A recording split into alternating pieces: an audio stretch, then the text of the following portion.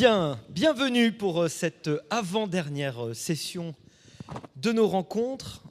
Comme Nathan Bonnet tout à l'heure, j'ai envie de dire ça va être la meilleure. Non, elle sera au moins aussi intéressante. Nous allons d'ailleurs passer d'une menace existentielle à une autre.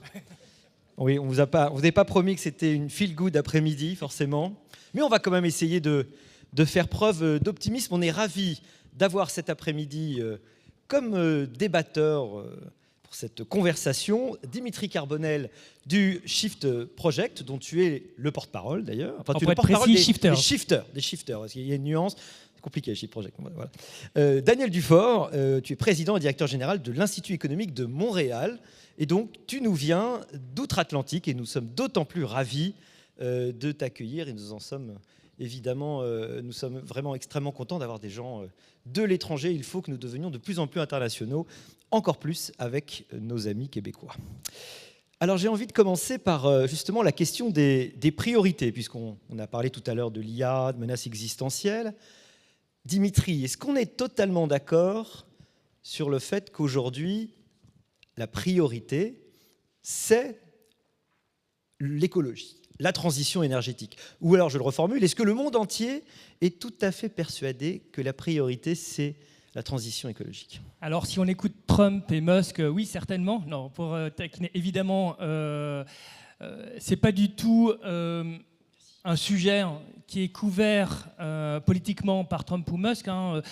Si on regarde, c'est intéressant, il y a Musk qui a débarqué donc à la NOAA, qui est en fait un peu l'équivalent de Météo France plus l'Ifremer, alors il disait qu'il allait détruire les données, au final c'est pas ça qui s'est passé, mais en tout cas il a cassé complètement les serveurs et ça nous permettait d'avoir des informations sur, c'est un organisme essentiel pour avoir des informations sur le climat. Et donc effectivement la tendance c'est de se dire, ras-le-bol du climat, ras-le-bol de l'écologie punitive, donc c'en est fini. Alors en fait, c'est peut-être pas tout à fait ça, pour une raison simple, c'est que le climat en fait nous rattrape. Et c'est un petit peu d'ailleurs le paradoxe, c'est que d'un côté, lorsque vous regardez ce qui s'est passé à Los Angeles ou à Mayotte, mais aussi en Ille-et-Vilaine et le nombreux événements, c'est que le climat, et pas uniquement le climat d'ailleurs, l'ensemble des limites planétaires ont des répercussions directes sur nos vies, alors peut-être pas encore à Neuilly, je ne vous le souhaite pas, mais néanmoins en France, partout dans le monde, de plus en plus. Donc à la limite, je dirais que si l'écologie n'est pas un sujet, il ne faut pas s'inquiéter, elle se remémorera de nous et de manière assez violente.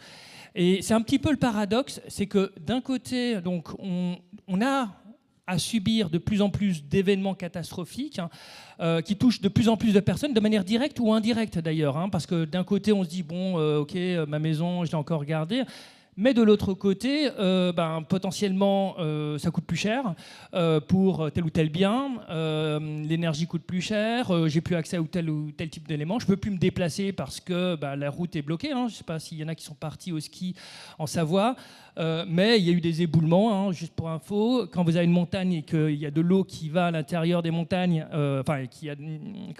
ça pénètre et qu'il y a des moments de gel, dégel, etc., c'est comme pour une terrasse par exemple, au fur et à mesure ça se fracture et ça se transforme en éboulement. Donc c'est directement un lien du dérèglement climatique. Donc ce qui se passe, c'est que là-dessus, oui, on doit... ça revient vers nous et sans doute on se posera ensuite la question de est-ce qu'il n'y a pas un effet boomerang que vont vivre encore plus fortement d'ailleurs les Américains, parce qu'ils ont une American Way of Life qui est extrêmement dispendieuse, mais donc très dépendante de l'énergie, et qui fait qu'ils sont peut-être plus vulnérables que nous, même si aujourd'hui on ne voit pas du tout. Mais ça, on aura l'occasion d'en parler par la suite. Et je pense que ça, c'est vraiment un point qu'on doit garder en tête, c'est qu'aujourd'hui, les États-Unis, ils sont capables vraiment de dire oui, c'est drill baby drill, on va utiliser le maximum d'énergie, c'est America Great Again, etc., etc. Sauf que, pour combien de temps ? Daniel, j'ai envie d'avoir le point de vue d'outre-Atlantique. Alors, est-ce qu'avec Trump et Musk, l'écologie est morte ? Et puis, du point de vue du Canada, ces questions de transition énergétique, comment on les aborde, comment on les considère ? Merci beaucoup, Olivier. C'est un grand plaisir d'être à Paris à nouveau. Bon, on a une situation fort différente. Sur la question de transition écologique au sens large, je dirais qu'à court terme, je suis pessimiste, qu'à long terme, je suis optimiste et qu'à moyen terme, je suis complètement ignorant. Il y a en ce moment un rebrassage des cartes complet qui s'effectue en Occident, du moins en Amérique du Nord, qui est ressenti très fortement au Canada. Ceci dit, je pose quelques constats. Le premier étant que, ce dont je suis de plus en plus convaincu, c'est que l'environnementalisme ne pourra découler que d'une économie plus forte et résiliente. Pendant longtemps, on a tenté de nous convaincre que la prospérité économique allait se faire avec une transition énergétique. Ça ne semble pas s'avérer. Cette transition-là a des coûts qui sont importants. Et au fur et à mesure que le coût de la vie a augmenté en Amérique du Nord, au Canada, l'écologie a dégringolé dans les priorités des gens afin de devenir aujourd'hui une considération essentiellement pour une frange urbaine et suréduquée de la population. Mais ce n'est tu veux dire, c'est que fin du mois vient toujours avant la fin du monde et l'a fait oublier, c'est ça? Absolument. Donc ça, je dirais que c'est un premier constat. Sur la base de ça, ce qui va être nécessaire, et c'est là qu'on peut le voir aussi dans le discours, mais aussi dans les actions de Musk, c'est que le progrès technologique va devenir une condition au progrès écologique. Bon, Musk parle de séquestration du carbone, il organise des concours et donne des prix à des gens qui peuvent arriver avec de telles technologies. Certainement que ces technologies-là vont être une partie de la solution. Une autre partie de la solution, ce sera d'améliorer les technologies dites vertes afin qu'elles deviennent moins dispendieuses et plus accessibles. Parce qu'on doit prendre en considération que cette transition énergétique, c'est une révolution industrielle qui nous est suggérée, mais sur des termes complètement différents de par le passé. Par le passé, on a fait des révolutions industrielles parce qu'on avait accès à des énergies qui étaient plus performantes et moins coûteuses, alors que là, on a des énergies plus coûteuses et moins performantes. Alors, afin de faire ce chemin inverse, il faudra forcément avoir du progrès économique de façon importante. Alors, j'aurais dû prévenir le public, si vous voulez voir des gens d'accord cet après-midi, vous êtes dans la mauvaise salle. Car j'aimerais qu'on parle de technosolutionnisme, oui. N'est-ce pas, Dimitri? C'est un petit peu l'avis que Daniel vient d'exposer. Nous avons besoin de croissance, nous avons besoin des technologies, elles vont s'améliorer. Je suis Baudor, je crois savoir. Ce n'est pas tout à fait ton avis. Oui, alors bon, évidemment, on se dit, génial, la technologie va tout résoudre. On en a parlé d'ailleurs dans l'intervention précédente. On va prendre simplement l'IA. L'IA nécessite quand même beaucoup d'énergie. Pour donner un exemple, en Irlande, environ 22% de l'électricité est utilisée pour alimenter donc des data centers. Ce qui est plus, comme pas mal plus que les habitants. Et il y a un organisme, c'est la FERC, qui est en fait l'équivalent de la CRE, donc l'organisme qui régule l'énergie. Donc la CRE, c'est pour la France, et FERC, c'est aux États-Unis, qui dit qu'il y a des grosses problématiques, pas partout aux États-Unis, mais des grosses problématiques dans un certain nombre de lieux où des data centers, notamment des Google, des Facebook, enfin des Meta, pardon, ou d'autres, vont s'accaparer des ressources en termes énergétiques au détriment des habitants. Donc, ce qui est en train de se passer, c'est que, pour répondre à la question, notamment après sur la croissance, mais la première chose, c'est que les ressources qui auparavant étaient disponibles pour tout le monde, petit à petit, il y a un certain nombre d'acteurs qui se les approprient et qui peuvent se permettre de payer peut-être 10, 20, 30%, voire plus que l'électricité, que peut-être des habitants. Ça, c'est une première chose. Sachant que l'IA, on a aussi besoin d'eau, etc. Donc, ça assèche quand même pas mal de choses. Et l'État est obligé de réguler l'État, alors soit l'État fédéral, mais plutôt les États en tant que tels, réguler là-dessus. Deuxième chose, lorsque par exemple on veut la technosolutionnisme, c'est bien beau, mais il faut de l'énergie et de l'électricité, mais aussi il faut de l'énergie pour avoir de l'énergie. Il faut savoir que aujourd'hui, on est peut-être aux alentours il faut environ, je ne me trompe pas, environ une quinzaine de barils de pétrole pour en extraire une centaine. Peut-être même un peu plus, peut-être aux alentours d'une vingtaine. D'ici 2050, il faudra 50 barils de pétrole pour en extraire 50 équivalents. Ça peut être du gaz de schiste, etc., pour un équivalent pétrole. Donc il faudra de plus en plus d'énergie pour récupérer de l'énergie. De la même manière, il faudra de plus en plus d'eau, de plus en plus de matériaux. Au bout d'un moment, il y a un petit souci. Je veux dire, vous pouvez avoir toutes les technologies que vous voulez. À un moment, vous êtes limité. Idem pour le cuivre. Le cuivre, qui est en très petite, en plus en plus petite concentration dans le sol. Il faut bien savoir que vous aboutissez à, aujourd'hui, on est peut-être moins de 1% dans les meilleures des mines. Et ça descend de plus en plus, mais il faut de plus en plus d'énergie pour transformer ces 0,1% ou à 1% de cuivre en quelque chose, parce qu'il y a beaucoup de processus de transformation. Et il ne faut pas oublier que les 99,89% restants, alors dans les meilleurs des cas, peuvent être traités, mais dans pas mal de cas, c'est juste jeté et ça pollue. Et donc, derrière, je pense qu'il faut arrêter de croire que cette croissance économique sera bienfaitrice pour tout le monde, parce que, il y a des limites, des pénuries en termes de matières premières, des pénuries aussi, pas uniquement, mais le dérèglement climatique, les inondations. Je suis désolé, quand vous avez une inondation ou, par exemple, Los Angeles, les gens qui y vivent, je pense qu'il ne va pas avoir beaucoup de croissance à Los Angeles pendant un bout de temps. Donc, tous ces éléments-là font qu'on est en train de basculer d'un monde de l'abondance où toutes les technologies, on se dit, les technologies vont permettre de continuer cette abondance.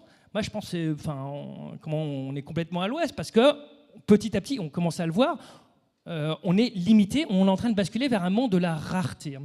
Et d'ailleurs, dans ce cadre, c'est une force, encore une fois, si je voulais faire un petit parallèle entre les États-Unis et l'Europe, on pourrait dire qu'on est un peu comme à la limite du KT, je ne sais pas si vous connaissez ou si vous vous rappelez. La plupart d'entre nous, on est un peu trop jeunes, puisque c'était il y a moins de 66 millions d'années. Il y avait des dinosaures. Imaginons que les États-Unis, c'est le Tyrannosaure Rex, et que, par exemple, la Chine, c'est le Stégosaure.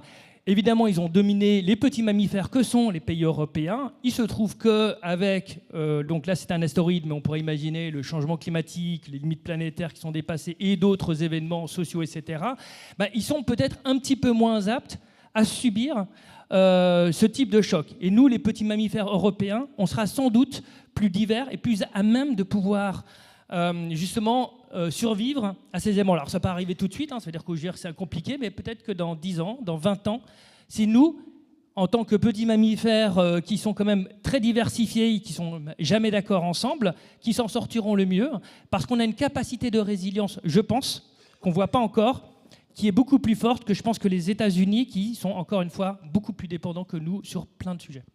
Voilà un motif d'optimisme pour l'Europe inattendu et paradoxal, mais voilà, grâce à notre faiblesse et notre insignifiance, nous avons une chance de survie dans le cataclysme qui vient.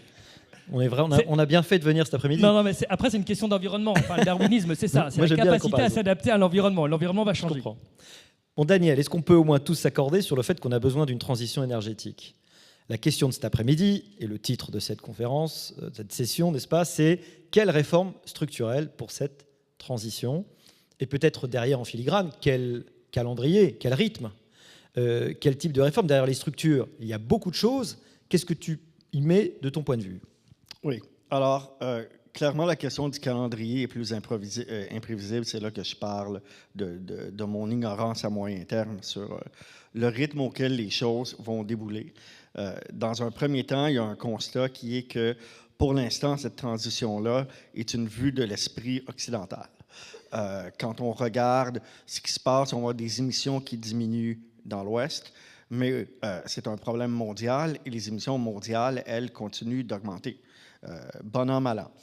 Alors, je crains qu'on ait fait un pari qui ne se réalisera pas à court ou à moyen terme, voulant que l'Ouest va se dépolluer, se décarboner et que les autres sociétés seront inspirées par nous. On semble avoir autant de succès avec ça pour le moment qu'avec l'idée qu'elles vont adopter nos systèmes démocratiques. Ça semble pas un pari gagnant pour le moment. Ceci dit, il y a des impératifs de fond avec les changements climatiques qui font en sorte que, éventuellement, cette transition-là deviendra nécessaire. Je crois que dans le milieu des transports, l'électrification va s'imposer comme le meilleur moyen, étant donné les émissions qui sont plus diffuses, alors que dans les secteurs industriels où il est possible d'effectuer de la séquestration du carbone, probablement que ça deviendra des choix plus abordables ou plus socialement acceptés des populations que de se départir de ces industries-là qui ne peuvent pas être électrifiées. Donc ça, c'est un constat que je pose. Maintenant, pour ce qui est du rôle des gouvernements dans tout cela, c'est d'établir des règles du jeu qui sont claires et qui sont uniformes. Il y a des leçons à apprendre des tentatives de nos gouvernements, que ce soit au Canada ou en Europe, dans les dernières années. D'un point de vue économique, la meilleure approche demeure d'être de mettre un prix sur le carbone, d'avoir une taxe carbone qui soit objective et qui évolue de façon à stimuler le progrès technologique.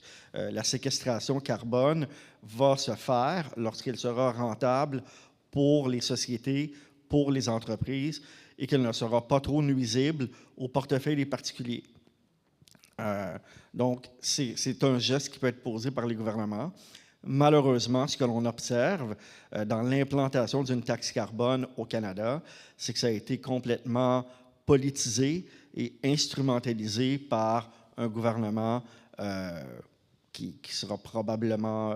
enfin, on aura un nouveau gouvernement au Canada au cours des prochaines semaines, et c'est en bonne partie à cause de la crise causée par la taxe carbone et sa politisation. Il y a plein de trucs à dire. J'ai envie vraiment de t'interroger sur plein de choses, Dimitri, en rebondissement, justement, en rebond. Hein. Je suis en accord avec Daniel là pour le coup. J'y pense tout de suite, et puis après tu réponds à la question que tu veux. Mais j'aimerais bien avoir ton avis sur la taxe carbone naturellement. La séquestration du carbone, j'ai cru comprendre que les shifters n'étaient pas tellement enthousiastes. Et la dernière chose très intéressante, c'est que les gouvernements tombent dans ces tentatives de changement structurel. Alors, première chose, là où je suis complètement en phase avec Daniel, c'est que effectivement, on attend beaucoup quand on parle de réforme structurelle de l'État. Et là-dessus, il ne faut pas se leurrer. Après, on pourra parler peut-être de l'Europe. Mais ça avance extrêmement lentement, beaucoup trop lentement par rapport à ce qui est en train de se passer. Et donc, notamment, alors je vais préciser, parce que donc il y a le Shift Project et les shifters. En fait, ce n'est pas si compliqué que ça. Les shifters, ce sont des salariés, il y en a une trentaine, qui font des rapports. Je vais parler après, notamment rapidement, du rapport agriculture pour expliquer la démarche. Il y a les shifters, auxquels vous pouvez toutes et tous participer, qui sont des bénévoles. On a à peu près 30 000 bénévoles et on réalise beaucoup d'initiatives, notamment, par exemple, des groupes locaux, des cercles thématiques, sur plein de sujets différents. Pour expliquer la démarche que nous, l'approche top-down, du style, bon, il y a quelqu'un qui décide, puis il disait, bon, il faut faire comme ci et comme ça. C'est pas aujourd'hui, c'est certainement pas la plus adaptée. Ce serait bien pour fixer des caps, mais il y a une autre démarche que nous on a, c'est d'avoir une démarche qui est beaucoup plus bottom-up. Je prends un exemple concret. Donc on a réalisé au niveau du Shift Project et avec les shifters un rapport sur donc l'agriculture et on s'est vraiment fortement fondé sur la consultation auprès de environ 8000 agriculteurs et on a fait près de 400 visites sur le terrain de fermes et d'élevage. Ce qui nous a permis plusieurs choses, c'est d'avoir déjà une base de connaissances et de compréhension sur le terrain de leurs problématiques. Il y a notamment des choses qui ont été dites ce matin, mais la plupart, évidemment, environ 80% sont d'accord pour avancer sur la partie, tout ce qui est une économie plus écologique, une agriculture plus écologique, mais en revanche, évidemment, il faut qu'ils puissent en vivre. Donc voilà. Puis après, il y a d'autres éléments. Mais ce que je veux dire, c'est qu'il y a beaucoup d'initiatives, d'idées qu'on a puisées c'est l'ensemble des solutions qui sont d'ailleurs beaucoup plus pragmatiques, qui sont beaucoup plus adaptées au terrain que lorsque, par exemple, on demande à des politiques qui n'ont jamais mis les pieds ou une fois pendant 2 heures dans une ferme. Et donc, je pense qu'il faut vraiment, et l'approche, après on pourra parler sur la partie, j'oublie pas la partie notamment taxe carbone, mais l'approche, c'est vraiment de faciliter les initiatives entre territoires, que les régions aussi aident les territoires et les collectivités, mais les entreprises aussi, les individus, à créer leur propre résilience ensemble, à coopérer pour aboutir ensuite à quelque chose qui est plus environnemental et qui soit plus pragmatique que un peu des solutions one size fits for all, qui ont une seule dimension pour tous. Alors, sur la partie taxe carbone, alors, il y a plusieurs points. Première chose, c'est vrai que c'est ce qu'il y a de la plus simple partie du prix et ce qu'il y a de plus simple. Grosso modo, il y a deux techniques pour inciter les personnes à aller plus dans le domaine écologique. Il y a effectivement, il y en a même trois. Il y a la taxe carbone, grosso modo, si ça émet beaucoup de CO2, vous payez plus cher. Alors ça a du sens. Mais il faut que ça soit ajusté. C'est comme pour le prix de l'eau. On peut très bien dire, jusqu'à une certaine quantité, vous ne payez pas de prix en plus. En revanche, si vous émettez beaucoup plus pour tel ou tel type de consommation, là, vous allez payer beaucoup plus cher parce que c'est dispendieux. Après, une autre technique, c'est le quota. Et là, là aussi, c'est plus ou moins compliqué pour l'avion, par exemple. Évidemment, si vous avez un quota et que vous êtes pilote d'avion, ça va être compliqué. Si c'est du transport d'urgence, c'est compliqué. Après, si par exemple vous partez tous les week-ends pour, je sais pas, dans un pays uniquement pour le plaisir, il y a peut-être des choses qu'on peut faire. Et je pense qu'au-delà de ça, c'est vraiment de se poser la question de est-ce que vraiment, lorsque je consomme et que ça émet beaucoup, par exemple, de CO2, mais c'est pas que le CO2, il y a d'autres impacts. Est-ce que c'est vraiment pertinent ? Est-ce que, d'une certaine manière, je ne peux pas aussi faire ma part et peut-être inciter d'autres personnes à agir ainsi ? Et après, attends, tu m'as dit le dernier taxe carbone et puis le dernier... Ah oui, c'est la séquestration. Oui. Sur la partie... Alors, aujourd'hui, ça coûte horriblement cher de faire de la séquestration de carbone. Alors d'abord, il y a une première technique qui est, évidemment, on capture le carbone. Il y a plusieurs manières de le faire via les procédés industriels, puis après, derrière, de le séquestrer. C'est ce qu'on a entendu ce matin, mais grosso modo, la totalité, c'est minimum pour les deux opérations aux alentours de 200 € la tonne. C'est horriblement cher. Et en fait, le principe de base, c'est beaucoup plus déjà de décarboner les usages industriels, décarboner la consommation et réduire aussi les impacts globalement environnementaux. La partie séquestration, c'est vraiment le bout du bout du bout. Et malheureusement, mais c'est toujours comme ça, c'est souvent un petit peu la petite excuse en disant « Oui, on a séquestré du carbone, c'est bon, on est tout vert. » Non, déjà, commence par regarder ce que tu fais globalement. Et puis ensuite, effectivement, il y a peut-être des options que tu peux faire. Mais il faut pas... Souvent, c'est un peu l'arbre qui cache la forêt ou certains nombres qui mettent un arbre pour cacher la forêt. Daniel, à court terme, tu es pessimiste. À long terme, tu es optimiste. J'aimerais que tu me parles du long terme.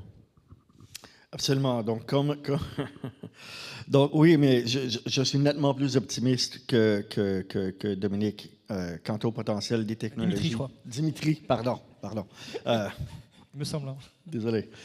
Quant au potentiel des technologies de séquestration afin de régler certains enjeux ou même de retirer du CO2 de l'atmosphère. Je crois qu'éventuellement, ce sont des technologies qui vont devenir nettement plus abordables et qui vont s'avérer nécessaires parce qu'il faut regarder à quelle vitesse va le reste du monde.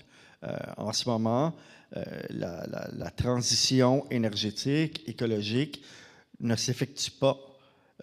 En ce moment, on perd du terrain. Et je crois qu'on va en perdre encore longtemps. Donc, la véritable solution sera éventuellement d'être en mesure de le retirer de l'atmosphère, à moins qu'il se passe vraiment un coup de tonnerre. Mais à ce que je sache, la Chine effectue des investissements records et massifs dans des centrales au charbon. Et le nucléaire. Et le nucléaire. Parce qu'ils font tout. Ils font tout. C'est un mix. Et on verra qu'est-ce qu'ils vont opter comme solution par la suite, qu'est-ce qu'ils vont juger comme étant le plus abordable pour leur population. Dimitri, je me fais l'avocat du diable parce que le diable est celui qui paye le mieux, ses avocats. Et le diable est dans les détails. Oui, il est aussi dans les détails. Et la route, n'est-ce pas, est pavée de toutes ces bonnes intentions. Que répondre effectivement au constat qui est qu'on a l'impression aujourd'hui que ce sont les pays de l'Ouest, pour grosso modo, les vieux pays d'occidentaux qui ont démarré à marche forcée une transition et qui ont l'impression que le reste du monde, en gros, ne fait pas beaucoup d'efforts, n'en a pas vraiment l'intention et que l'Ouest a l'impression qu'il va mourir de ce différentiel.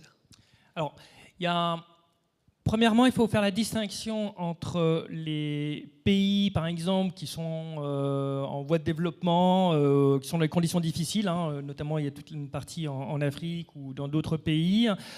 Il est évident que quand même la première base, point de départ, c'est d'avoir des vies ou des conditions de vie qui soient humaines, normales, quoi. On ne peut pas comparer, par exemple, l'empreinte carbone ou même l'impact, par exemple, de quelqu'un qui vit au Nigeria, au Togo, à quelqu'un qui vit en France. Et donc, il est essentiel de pouvoir, indépendamment des enjeux carbone, de toutes les manières, en fait, ils émettent très très peu de CO2, donc la question n'est pas là, à ces personnes-là. Donc ça, c'est une première chose. Ensuite, deuxième chose, c'est nous, en tant qu'Européens, qui pourrions dire, faisons la leçon à d'autres pays, parce qu'on dit, bah oui, mais à quoi ça sert, franchement, de faire des efforts, alors que la Chine continue à avoir des mines de charbon, que Elon Musk a des centrales à gaz en train de mettre en place des centrales à gaz pour alimenter ses data centers. La question, en fait, est plutôt, je reviens sur la question de la résilience. Aujourd'hui, on est en Europe aussi très dépendant, et on était dépendant des énergies fossiles russes, on est de plus en plus dépendant du gaz naturel liquéfié aux États-Unis. On est très dépendant des panneaux solaires chinois, donc notamment la transition énergétique. Je pense qu'il faut vraiment que nous apprenions à créer des barrières à l'entrée de produits qui viennent d'ailleurs, sur les produits qui sont moins disants. Ce que je veux dire par là, alors je vais prendre un exemple, désolé pour l'acronyme, ça s'appelle la CSRD, mais il y a d'autres réglementations européennes. On est très fort dans les réglementations européennes. Eh bien, potentiellement, on pourrait transformer cette vulnérabilité en force, en partie. Je ne dis pas, il faut bien sûr simplifier, on sait un peu le maquis que c'est, mais pourquoi ne pas imaginer qu'on dise, si les produits qui sont à l'extérieur de l'Europe, eh bien, elles sont moins disantes sur le plan social et environnemental, désolé, soit vous ne rentrez pas, soit vous payez plus cher. Et c'est d'ailleurs une demande des agriculteurs et d'un certain nombre d'industriels qui pourraient produire beaucoup mieux en Europe. Et d'ailleurs, pour information, c'est exactement ce qui s'est passé pour les véhicules électriques, puisque notamment l'Europe normalement les véhicules électriques chinois doivent payer une taxe de douane d'environ 10%. Il y a environ plus à 15, environ 17 à jusqu'à une vingtaine de pourcents pour un certain nombre d'entreprises qui ont bénéficié de subventions de la part de l'État chinois pour rééquilibrer les termes de l'échange.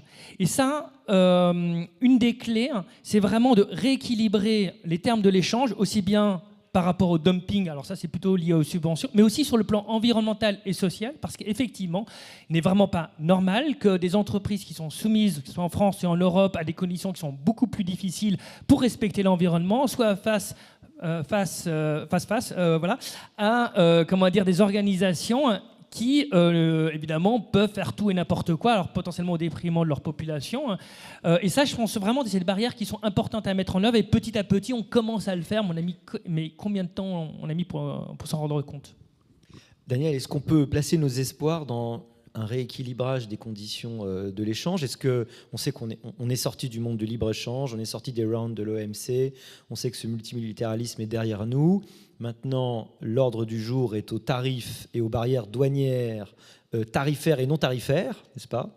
Est-ce qu'on peut, comme le propose Dimitri, placer une partie de nos espoirs dans l'idée que, effectivement, ce différentiel de normes, dont il devient la règle, va pouvoir nous protéger et sans doute inciter les autres à faire des efforts, comme ça arrive de temps en temps ?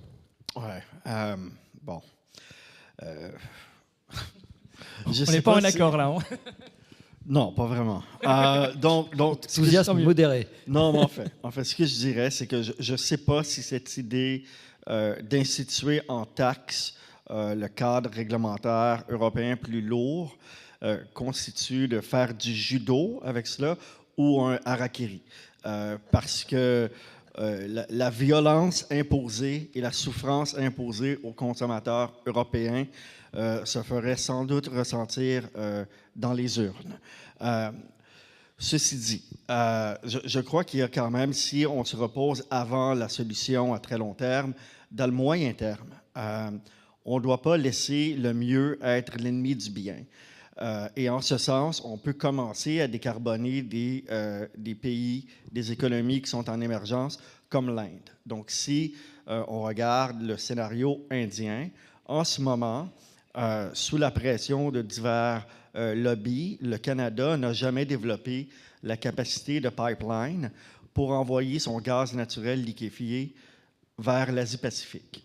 Ceci dit, si le Canada le faisait à moyen terme, en remplaçant le charbon indien par le gaz naturel liquéfié canadien, la contribution que ça représenterait sur la diminution des émissions mondiales de gaz à effet de serre serait 3 fois plus importante que si le Canada disparaissait. Donc, il y a quand même quelque chose là-dedans dans les énergies de transition dont je sais que certains clament déjà qu'elles devraient disparaître, mais je crois que de façon réaliste, elle demeure une façon d'amoindrir les externalités négatives du développement économique.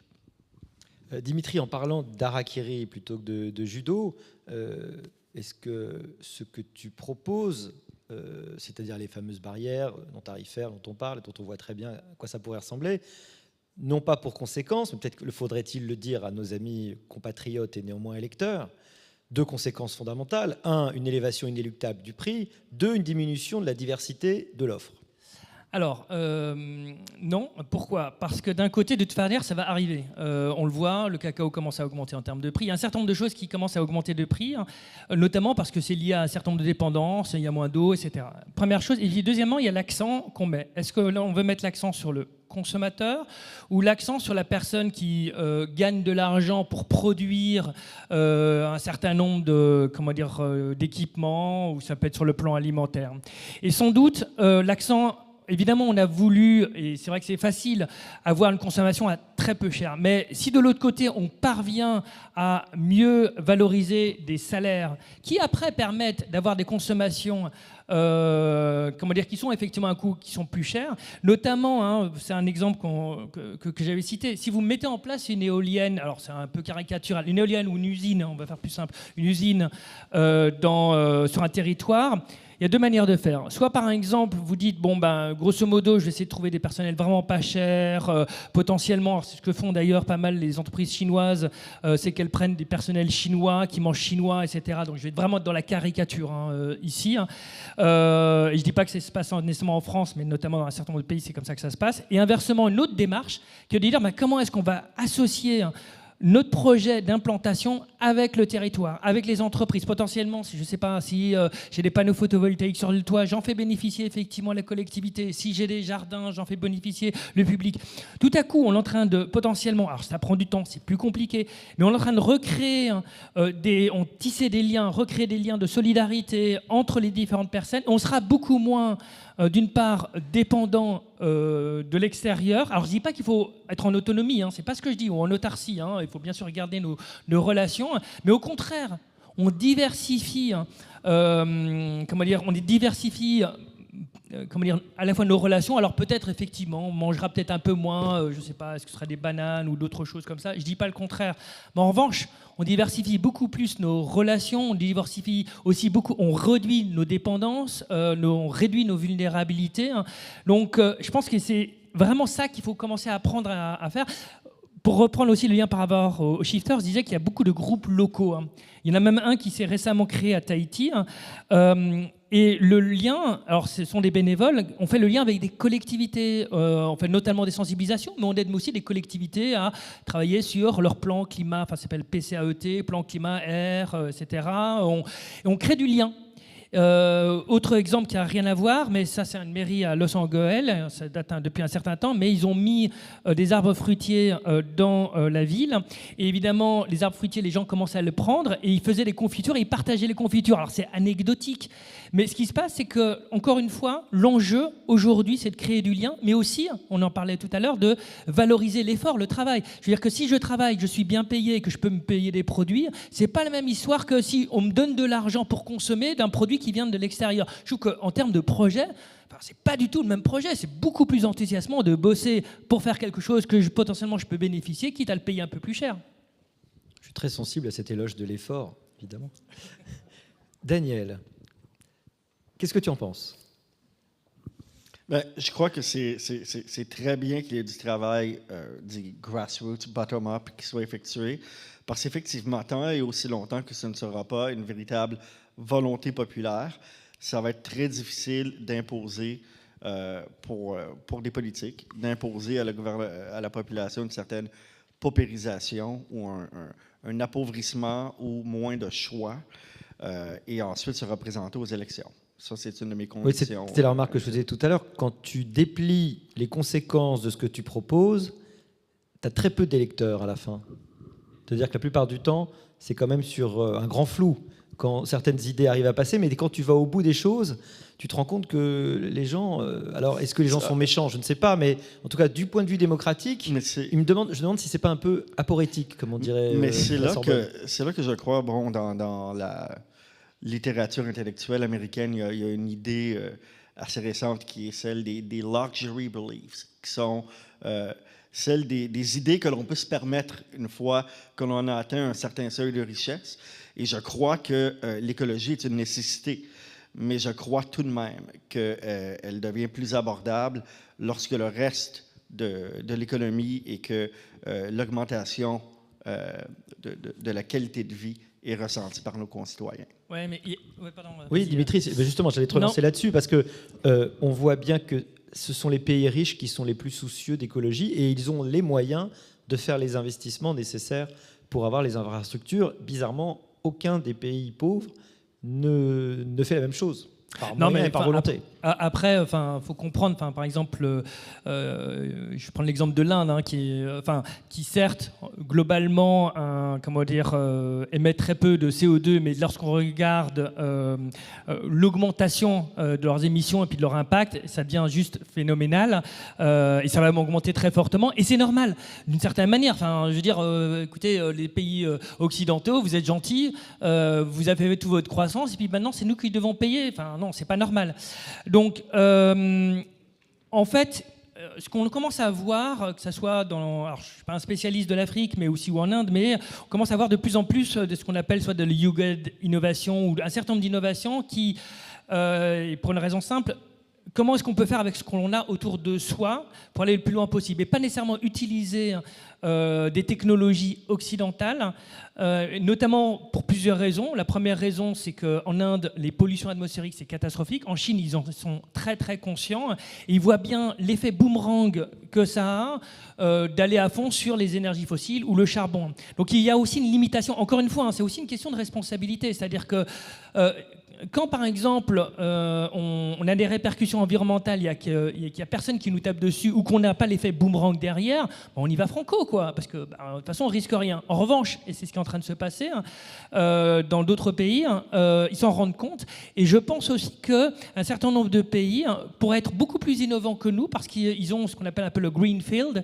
C'est, comme ils partent potentiellement de rien, pas de rien, mais de beaucoup de panne de passif entre guillemets que l'on a, ils peuvent innover beaucoup plus facilement et peut-être trouver des options qui vont consommer ou émettre pas uniquement du CO2 mais avoir des impacts environnementaux moins importants. Et donc je pense que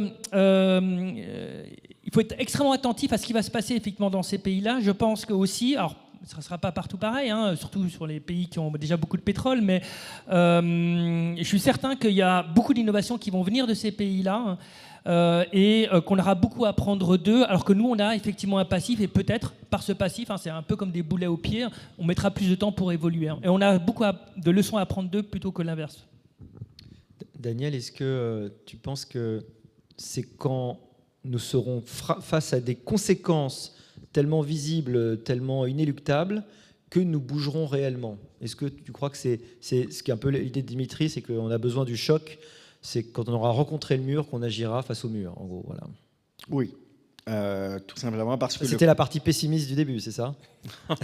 C'est le court terme, c'est ça? En fait, mon optimisme vient pas nécessairement du fait que je pense que ça va se faire de gaieté de cœur ou dans la joie et l'allégresse, au contraire. Mais je crois qu'à un moment, ce sera une question d'analyse coût-bénéfice et que ça va devenir beaucoup plus rentable de régler le problème. Si on revient au thème de la conférence qui est risqué ou protéger.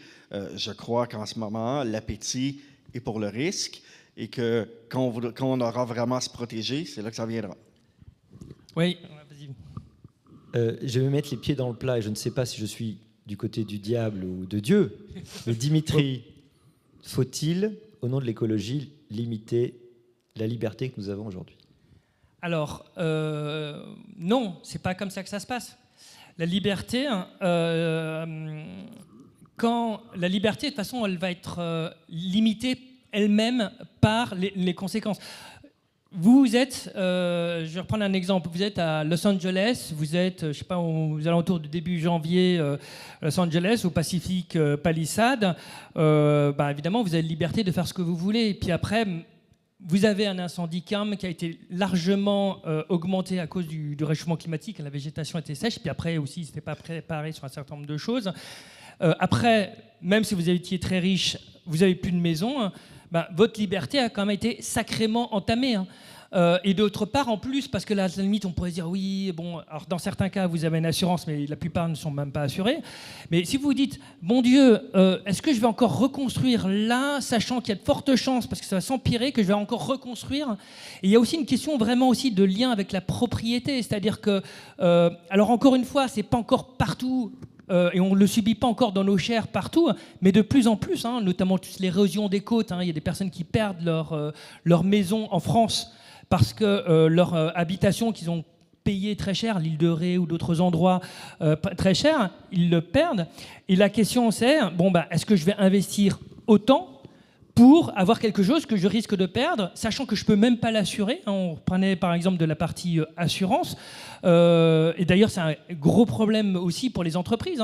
Entreprendre, par exemple, que ce soit à Los Angeles ou à d'autres endroits qui risquent d'avoir des inondations, si je ne suis pas assuré et que je fais par exemple de l'auto-assurance, oui, mais si j'ai un incendie, grosso modo, mon entreprise, elle est morte. Et l'enjeu, notamment pour les entreprises, il est le suivant, c'est que d'un côté, je peux accepter de réduire ma rentabilité. Encore une fois, l'objectif, ce n'est pas de faire zéro, parce que grâce à ça, je diversifie, ça me coûte un peu plus cher, mais de l'autre côté, ça me permet d'avoir un peu plus de résilience dans le futur. Je vais prendre notamment un exemple dont on avait discuté, c'est celui de Nexans. Nexans donc, fait des câbles électriques et 15% en fait, du cuivre provient d'éléments recyclés, et en fait, il demande à ses clients de lui donner donc du cuivre, des vieux câbles cuivre, et puis après il le recycle. Et en échange, ses clients payent plus cher le cuivre, ils peuvent payer un peu plus cher. Alors on se dit, mais pourquoi est-ce qu'ils vont acheter plus cher le cuivre? Pour une raison, c'est que Nexans leur a dit, écoutez, lorsque, et c'est ce qui est en train de s'arriver, le cuivre va coûter beaucoup plus cher, nous allons en priorité vous servir avec des câbles en cuivre recyclés pour vous. Donc c'est-à-dire qu'en fait, il y a un modèle économique qui est en train de se faire autour de, entre guillemets, de l'assurance pour préserver mon entreprise, parce que j'aurai un accès à un certain nombre de ressources, parce que je l'ai anticipé. Alors ça se fait plus au niveau, évidemment, des entreprises que plutôt au niveau des particuliers, même si... Autre exemple, c'est un climatologue qui vivait à Los Angeles, qui 2 ans avant les fameux incendies s'est dit, j'ai déménagé parce que je sentais que ça allait partir en vrille. Il dit, je ne pensais pas que ça serait aussi pire que ça, mais il a déménagé avant. Et petit à petit, un certain nombre de personnes, et là, dernier point, comme pour les inondations ou pour les incendies, quand vous en avez une que vous arrivez à remonter, ça va. Mais si c'est 2, 3, 4, 5, 10, 20 fois... À ce moment-là, vous dites, non, vous changez votre manière de faire et potentiellement, vous investissez moins, potentiellement, vous consommez peut-être aussi moins dans un certain nombre de choses, vous changez votre mode de vie. Et c'est vrai que c'est comme ça que l'être humain est fait, c'est souvent face au choc qu'il change les choses. Oui, Daniel, tu voulais réagir, à moins que... Oui, en fait, je dirais la perspective économique là-dessus, pour le synthétiser, c'est qu'une fois que le risque va se matérialiser dans le signal de prix, alors là, il y aura une impulsion pour le changement. Oui, j'avais envie de dire que finalement, c'était la loi du marché. Tu fais une proposition qui intègre un service après-vente et qui intègre le risque et qui fait que les gens vont se tourner vers elle parce qu'ils la connaissent. Donc finalement, business as usual, tout va bien dans le meilleur des mondes économiques libéraux. Alors pas tout à fait, parce que imaginons que vous êtes sur un territoire, il y a 2 situations. Soit par exemple vous avez anticiper les choses, que vous avez par exemple un peu d'électricité ou je sais pas, une partie de l'électricité ou partie d'eau, etc. Soit deuxième possibilité, vous avez plus d'électricité, plus d'eau du tout. Donc ça veut dire que vous êtes soit, entre guillemets, vous arrivez à avoir la tête hors de l'eau, hein, soit vous avez la tête en dessous de l'eau. Et en général, le résultat n'est pas tout à fait le même. C'est plus difficile de vivre sous l'eau. Enfin, j'ai écrit un livre qui s'appelle 2050 Crash ou Renaissance, et le sous-titre, c'est Vers une société boule de guire. Et le concept est le suivant. La boule de guire, eh bien, chaque territoire représente chaque baie représente un territoire. Les liens qu'il y a entre les baies représentent les relations de coopération, enfin les relations effectivement d'entraide, de coopération entre les différents territoires. Donc ça, c'est un point essentiel. Et la branche et l'arbre, c'est aussi bien la région, l'État ou l'Europe qui doivent aider les territoires à acquérir leur propre résilience en termes d'eau, d'alimentation, de mobilité, etc. Et l'enjeu, c'est vraiment celui-là, c'est de parvenir plutôt possible que aussi l'État, malgré le fait qu'il y ait assez peu de ressources, puisse assurer un filet de sécurité aussi pour les territoires qui puissent s'entraider parce qu'ils n'y arriveront pas tout seuls. Autre allégorie, je ne sais pas s'il y en a parmi vous qui ont fait du trapèze, mais lorsque vous avez un filet de sécurité et que vous tombez, eh bien, ça fait moins mal que s'il n'y a pas de filet de sécurité. Et c'est vraiment ça l'enjeu. Pas besoin de faire du trapèze pour en avoir à peu près l'idée. On arrive bientôt au terme, mais nous avons quelques questions et puis j'aimerais, avant de vous poser une autre question, pour nous recentrer sur le thème de cette session. Quelles sont les réformes structurelles qu'il faut adopter pour la transition énergétique? Daniel, puisqu'on alterne.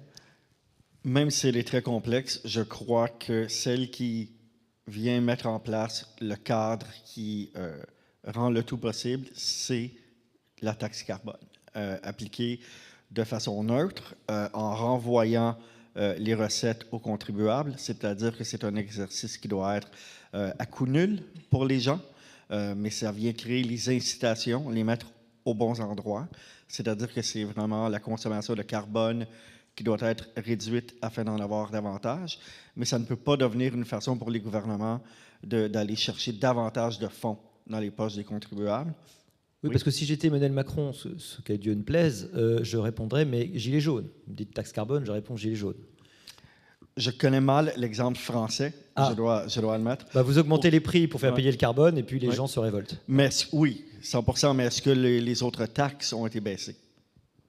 Non, moins qu'on puisse dire. Alors c'est ce que je dis, c'est pas un exercice qui est à coût nul. Et on a vécu la même chose au Canada en Colombie-Britannique. À titre d'exemple, au début, la taxe carbone s'est accompagnée de réduction d'impôts sur le revenu des citoyens, mais éventuellement, c'est devenu une façon d'aller retirer plus d'argent. Alors, la taxe carbone fonctionne lorsqu'elle est neutre sur le plan des recettes fiscales, donc on ne s'en sert pas pour aller en prendre plus aux citoyens, et aussi quand on se débarrasse d'un certain nombre de réglementations. Alors pour répondre, trois choses.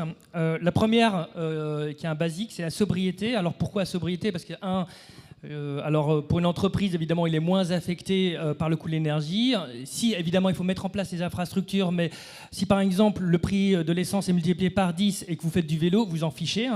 Mais encore faut-il qu'il y ait les infrastructures, évidemment, pour pouvoir faire du vélo ou d'autres choses, bien sûr. Et puis, la troisième... ça, c'est la première chose. Deuxième chose, ça concerne la gouvernance. Malgré tout, l'État a un rôle essentiel pour aussi mettre en place, que ça soit, y compris d'ailleurs pour le solaire, pour l'éolien, pour être capable de gérer les flux d'électricité qui arrivent et de pouvoir aussi avoir un système qui est régulé, notamment en termes de fréquence et en termes de quantité. Et aussi, ça joint aussi, ça c'est un des éléments du chip, c'est de dire, en fait, on n'arrivera pas à avoir, il y a une forte augmentation qu'on va avoir effectivement d'énergie électrique, notamment liée à l'IA, mais aussi à la transition énergétique. Et donc on a besoin, pas uniquement des énergies renouvelables, mais aussi du nucléaire. Les deux ont des problèmes. Je veux dire, si jamais la Chine dit c'est terminé pour le solaire, on les garde pour nous, on se trouve un peu dans le baba. De la même manière, le nucléaire pose aussi des problèmes. Mais une manière, effectivement, de pouvoir y répondre, c'est justement de diversifier donc, les risques et de certes qu'on retombe, c'est un peu cette histoire de filet de sécurité. Mais ça signifie, effectivement, d'avoir aussi une gouvernance. Et là, pour le coup, on n'est vraiment pas dedans, malheureusement. Typiquement, pour le nucléaire, on a besoin d'une gouvernance. Si ça change tous les 4 matins en termes de décision, on n'y arrivera pas. Qu'il y a un cap qui soit clair. Et aussi, peut-être, que les personnes et les entreprises comprennent l'importance de cette gouvernance et de cette diversification sur leur propre vie. Et c'est peut-être ça qui fera changer les choses. Merci beaucoup. Alors, nous avons une question. Quel est, selon vous, le rôle des politiques et des gouvernements dans la transition énergétique ? Quelle promotion lorsque, dans le même temps, certains États annoncent la poursuite des énergies fossiles et d'autres renforcent la taxation de l'électrique ? Qui veut répondre ?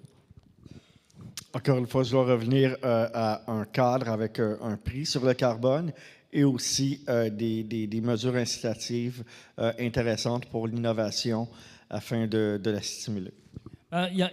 Encore une fois, on est en train de faire la réelle politique. Regardez la Norvège. La Norvège qui a énormément, d'un côté, qui a à peu près presque 100% de ses véhicules qui sont électriques, mais qui, de l'autre côté, beaucoup d'utilisation de l'avion, aussi très fort producteur de pétrole.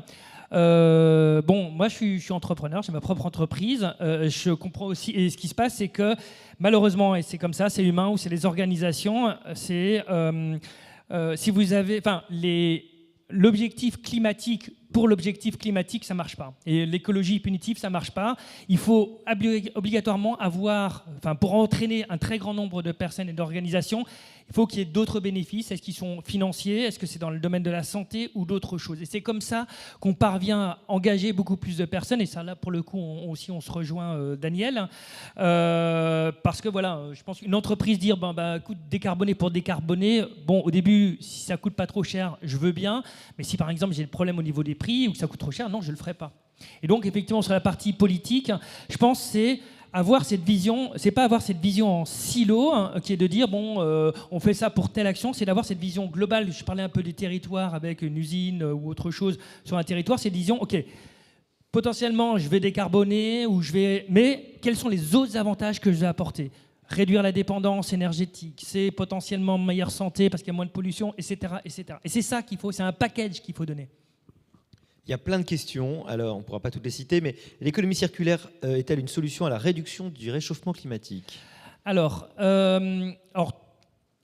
C'est un des aspects. Alors on peut même aller au-delà, on appelle ça aussi l'économie de la fonctionnalité. Je m'explique, c'est que plutôt que de vendre un produit, ce que vous allez faire, c'est que vous avez loué l'usage. Donc imaginons que vous ayez un équipement, par exemple industriel, et que vous puissiez, par exemple, le partager avec d'autres, plutôt que de le produire à chaque fois, dès qu'il tombe en panne, l'objectif de celui qui fait l'équipement, c'est de le faire durer le plus longtemps possible, et non surtout pas de le renouveler. C'est la même chose pour un certain nombre d'équipements. Donc c'est une des solutions, effectivement, plutôt de travailler sur l'usage, pour intensifier l'usage.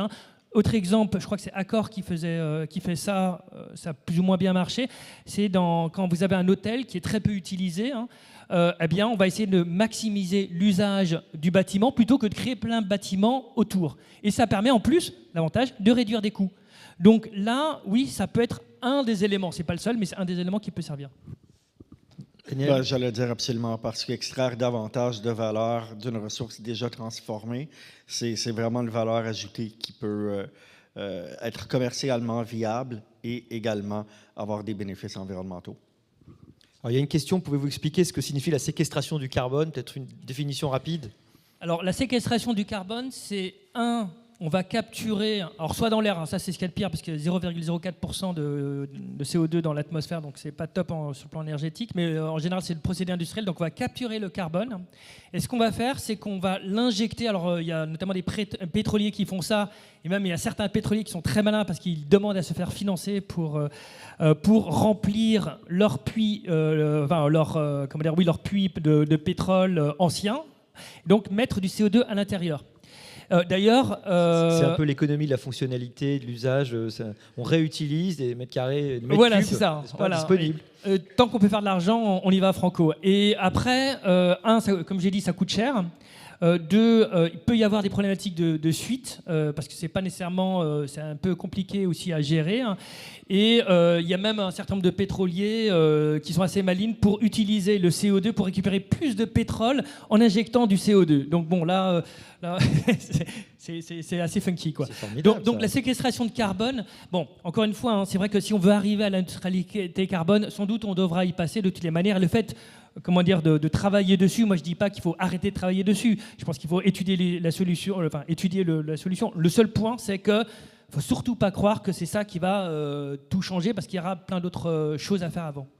Je dirais que sur le plan économique, avec un prix qui est mis sur le carbone, on est près d'une rentabilité commerciale pour cette technologie-là dans les industries lourdes comme les cimenteries. Clairement, dans l'industrie canadienne des sables de l'Ouest canadien, c'est quelque chose qui est en développement de façon constante. Les émissions par baril de pétrole venant de l'Ouest canadien ont diminué de 33 % au cours des dernières années. Et on s'en va de plus en plus également vers des projets de séquestration. Il y a de nombreux projets pilotes qui sont mis de l'avant et qui s'annoncent comme étant potentiellement commercialement très viables. On a 3 minutes et j'ai une question vertigineuse, je pense que ça sera la dernière. Qui, selon vous, doit payer, financer les réformes structurelles pour la transition écologique ? C'est sans doute, je pense que il faut que ça soit juste et équilibré. Donc la question, c'est que ce soit une entreprise ou une personne, ou une organisation. Moi, je suis prêt à payer si c'est juste vis-à-vis des autres. Et on en a encore parlé, je crois que c'était hier ou aujourd'hui. Si ce n'est pas juste, si par exemple je vois que quelqu'un, entre guillemets, c'est un peu le passager clandestin, je ne suis pas prêt à payer. En revanche, je suis prêt à faire un effort si je vois que d'autres font un effort. Donc, effectivement, je reviens un peu sur ce que je disais, c'est que ça va être beaucoup plus bottom-up plutôt que top-down. Et les politiques suivront. Alors, sans doute, ils ont un décalage de 2 à 3 ans. Hein. C'est la meilleure façon de procéder. Bon, en fait, je crois que c'est un peu une fausse question, parce qu'ultimement, ça ne peut qu'être tout le monde qui paye. Parce que même si on cible les entreprises, mais les entreprises refilent le prix aux consommateurs. Si on dit on va faire payer seulement les riches, alors la classe moyenne va écoper du fait qu'il y aura moins d'investissement et une fuite des capitaux. Alors, ça peut uniquement être tout le monde qui paye. Je voudrais juste rajouter un tout petit truc avant que tu conclues. On a parlé de beaucoup de choses ici. Il y a un site internet qui s'appelle comprendre2050.fr qui a été fait par le Shift Project, qui est destiné notamment aux journalistes, mais pour tout le monde, qui explique très bien toutes les problématiques d'hydrogène, d'électrification. Et en plus, on l'a fait avec une association qui s'appelle Negawatt, qui n'a pas nécessairement les mêmes idées que nous. Et ce qui est très intéressant, on a mis nos 2 positions. Donc, ce qui permet justement d'avoir cet esprit un peu critique en disant, on voit 2 options différentes. Donc, n'hésitez pas, c'est comprendre2050.fr, c'est complètement gratuit, hein, et utilisez-le pour aller un cran plus loin, et c'est très pratique, très simple à utiliser. Hein. On adore les gens qui ont des idées différentes. En tout cas, merci beaucoup, il nous reste à vous remercier et à vous féliciter. Voilà.